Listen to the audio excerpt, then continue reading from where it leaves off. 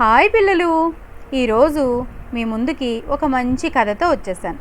కథ పేరు తాటి చెట్టు మర్రి విత్తనం. అనగనగనగనగనగా ఒక కాకి తాటి చెట్టుపై కూర్చుని మర్రి పండుని తింటూ ఉంది.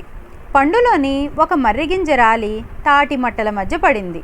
ఆ చిన్న విత్తును చూసి ఎగతాళిగా కిలకిలా నవ్వింది తాటి చెట్టు.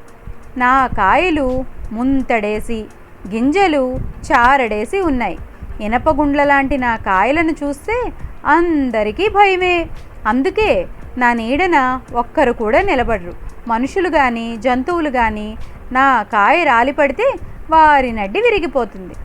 చీమకాలంత ఉన్న ఈ చిన్న గింజ నుండి ఎంత పెద్ద మొక్క వస్తుందేంటి? జానా లేక మూరా?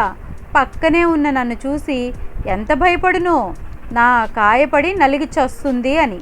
తాటి చెట్టు ఆ మర్రి గింజ మీద జాలిపడి రకరకాలుగా నవ్వుకుంది, ఎగతాళి చేసింది. కాకి ఎగిరిపోయింది. అలా కొంతకాలం జరిగింది. మర్రి విత్తనం మాట కూడా మర్చిపోయింది తాటి చెట్టు.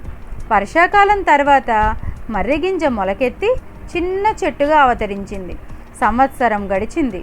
మర్రి చెట్టు మరింత పెద్దదిగా పెరిగింది. కొంతకాలానికి తాటిని మించిపోయి పెరిగింది మర్రి చెట్టు. తాటి చెట్టుకు తాపడమైనట్టు పెరిగింది మర్రిమాను. విర్రవీగిన తాటి చెట్టు కొంతకాలానికి మర్రిమాని కౌగిట్లో ప్రాణాలు విడిచింది.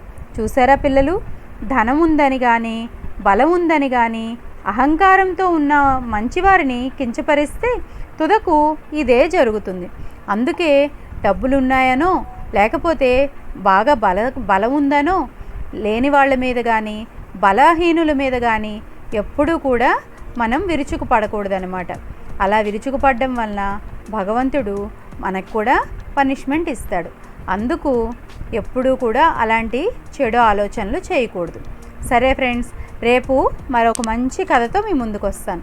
లైక్ చేయండి, షేర్ చేయండి, సబ్స్క్రైబ్ చేయండి, కిందన కామెంట్ కూడా చేయండి.